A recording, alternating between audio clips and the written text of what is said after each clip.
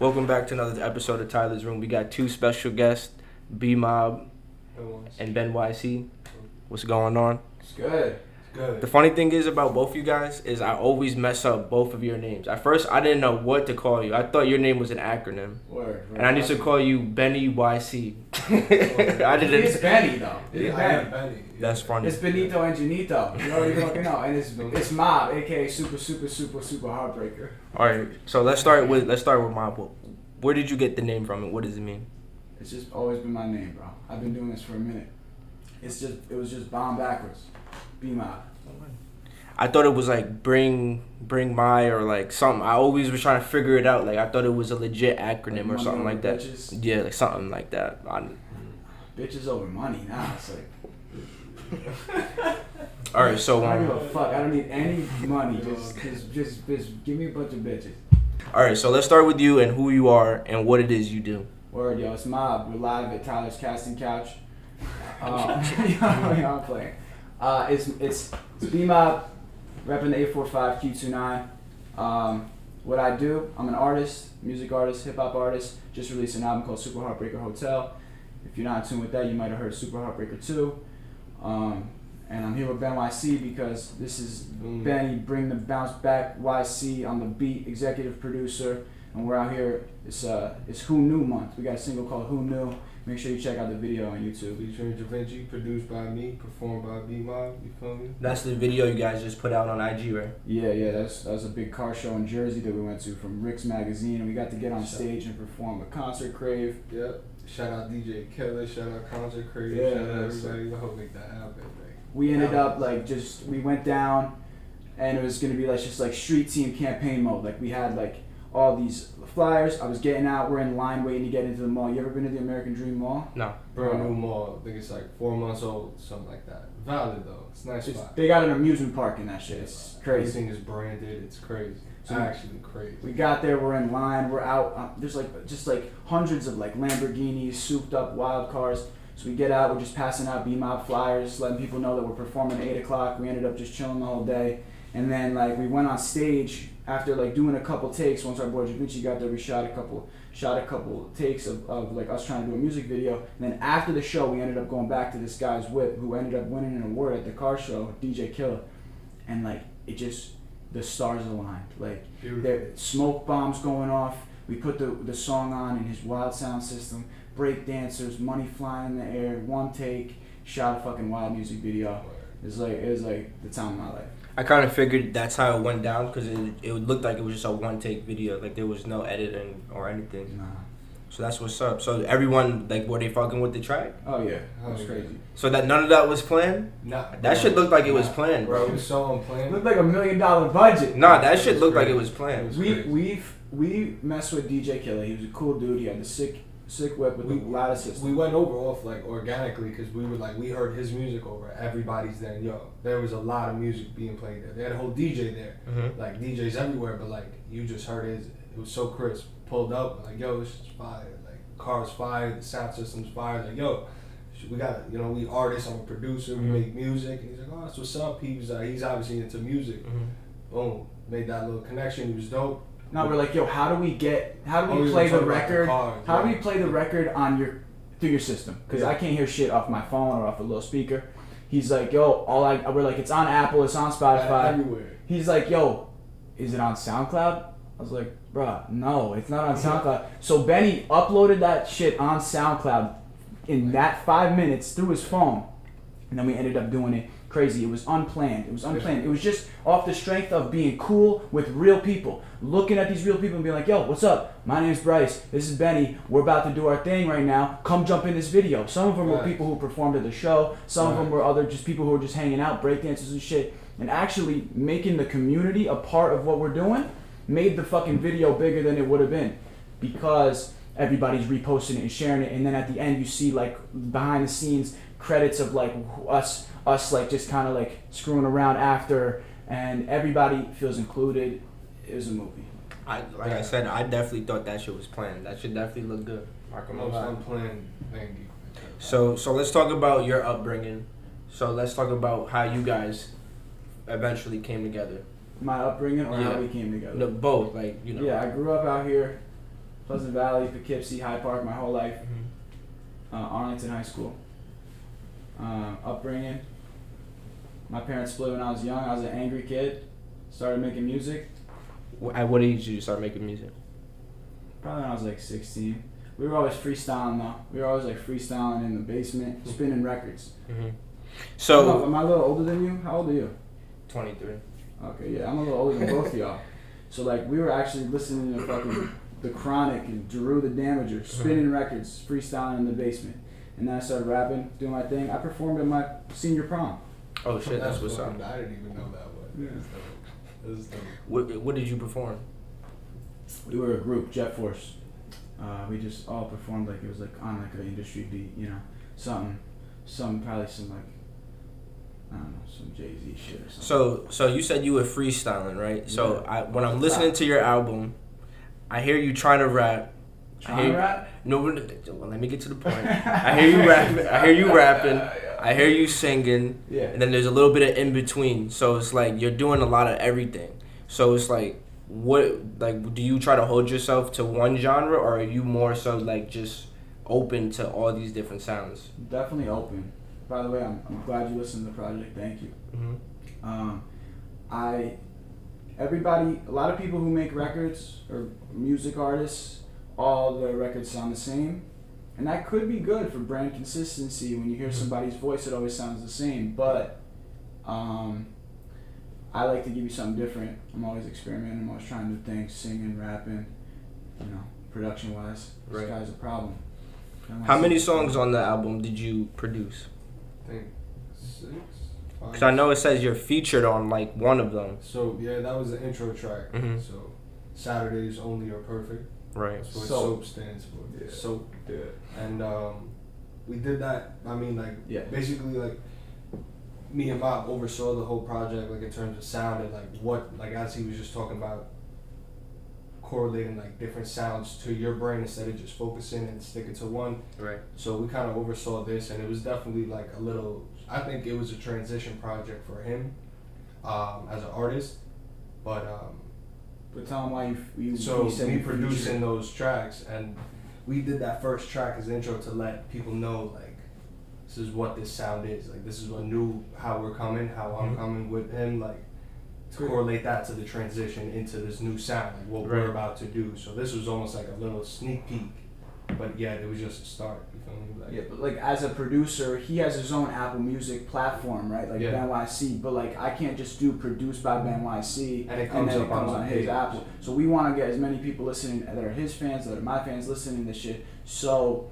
we decided like to set the tone of the project by saying featuring Ben.y.c. Although his voice isn't on the record. Right. But the way we are making records now, it's a collaborative effort. Like we were in the studio, we were recording it. Benny's mixing tracks, I'm mixing tracks, and he's like, "Yo, say it this way, word." I do this. Oh, this line ain't hitting. Other dude, Remy, our boy Remy's like, "Yo, say this." So every record on this mixtape was just a collaborative process. Obviously, I wrote 90% of it. That's what I was about to say. So it sounds like you got a couple ghostwriters over there. No one's ready. Yeah, everybody. Nah, that I'm was- only joking. Everybody that wrote on it, like for me, like I believe that people should collaborate and have other writers on their project. Not There's saying nothing that- wrong with it. You know, I think it's a necessary process, but I also think it's something that is inevitably progressive for music. Right. We You know? met at a songwriting collabo Yeah. camp. Yeah. That's what we do. Yeah. I think what people need to normalize in like the rap community and like the hip hop community is like having a writer or multiple writers, because your favorite rapper has a writer. You look on Apple Music, go to the bottom on the lyrics. Lil Durk had like 4 writers on one song. Yeah. And he didn't really say nothing too crazy. So it's like, Yo, part of it also is that I'm just trying to put my people on. Mhm. Like I'm the one with the platform. Remy gave me one line, but he's a songwriter. What song and what line? So, one line.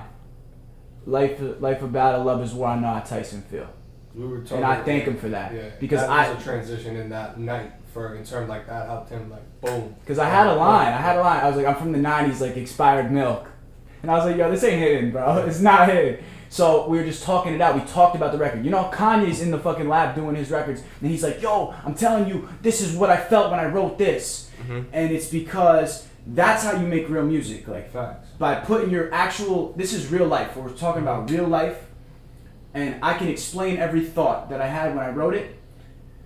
Some records go like that. I laid it down, Benny came through, then we talked about it, then we switched a few things. Hollywood Signs, which is track number 3, Benny's like, yo, this is gonna be the melody on this song.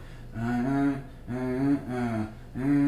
was like, alright, I sat in the booth, I wrote it in 15 minutes. He gave me the melody, I wrote the entire record, and we recorded it. So, and he's a songwriter. Songwriter just doesn't mean they wrote lyrics. Mm-hmm. Songwriter is a producer. Like songwriters are producers. That's why they get most of the bread on songwriting. If I wrote a song and Camila Cabello put the record out and Benny produced it, I get like 10%. Benny gets like 30%. Because he's the producer. I'm the songwriter. I don't really mean shit. Mm-hmm. You know? That's game for the people that didn't know that. Yeah. For real. Yeah.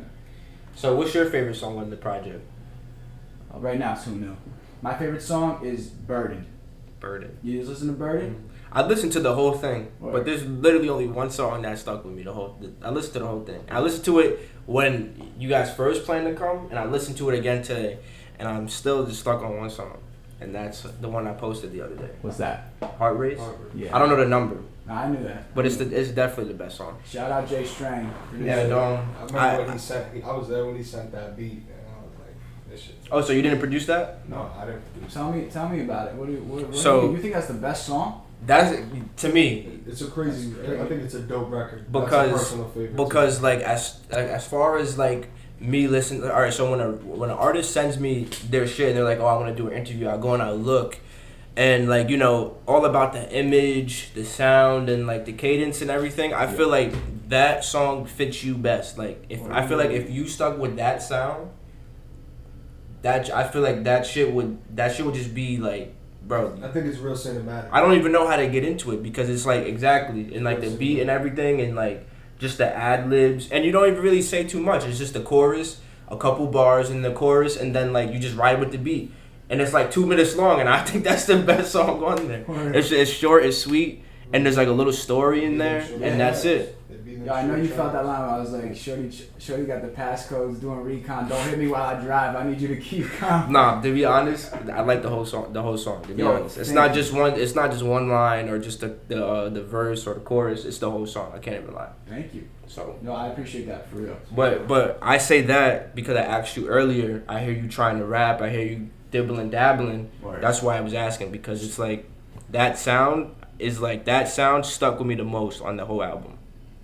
It's an interesting perspective from somebody who doesn't know me personally. We've met at the Cryptic shows and shit, but we never really chopped it up before. So I take that opinion like into account more than I would take somebody else for certain reasons because that's what you associate that sound with my image the most. Right. And you said if I was to do all records like that, you think that would be like the wave for me, and that's a valid opinion. So I mean that's definitely something where like I'm still like storytelling, right? But like I'm giving them like a melodic vibe. And and it's like you told a little story and like a little bit about you more than just just an artist. Like you said a couple things and I had a couple questions about that. Like one line, you said something about taking Valium to be steady or something like that and stuff. And it's like that stuck with me because it's like, okay, so here's someone I don't know and I know something personal about him, whether it's true or not. Yeah. And it's like, it's like you have a connection through the song like that. Yeah. So, I said I was in the clinic pulling out my hair and needed Valium just to get up in my zone. Exactly. Yeah, man. Yeah, problems with drugs. A lot of kids are affected by that. Right. So everything I write on these records is real life. Valium is something that's just like it's like a Xanax, Right. So were you having trouble with addiction that you overcame? Yeah. That's good. Yeah. See, and something. I was at the worst spot of my life, and I'm at the best spot of my life. That's good. I have major support from a lot of people in my family, in my life, and it's actually overcoming that was allowed me to like really like become who I was meant to be. See, and that's why it's also important to actually like listen to the lyrics and music because like something like that, if I was just like skimming through the whole album and not actually listening, which is what a lot of people do now. Because a song like that, there's really no, it's not like excessively loud. There's no like, you know what I'm saying? There's nothing to really keep you there listening as far as the beat. And I'm just listening to the lyrics and like that stuff that as a listener I could catch and be like, oh wow, that's actually something serious that he's spilling through his music that most people probably didn't even catch if they said they listened. So You're right. I commend you for actually putting that in the song. Thank you. I think it's about being vulnerable as an artist. Right. That's what connects the people to them so much. Mm-hmm. You know. Yeah, because that goes back to what I said. Like I didn't, like he said before, we never met or we never talked until now. And I listened to the song and I felt like I know him a little bit more than I should just off of one song. Yeah. You know. That's what I'm trying to do. I'm trying to connect with people, and if they can relate in some way, then and it's beneficial for both of us. You know, the listener and myself. Absolutely. So I was gonna ask a personal question, but I felt like it's a little too personal. Go ahead. What's up? No, I was gonna say, so like around what time period was that? Like, and how did you, well, like what steps did you take to actually overcome that adversity?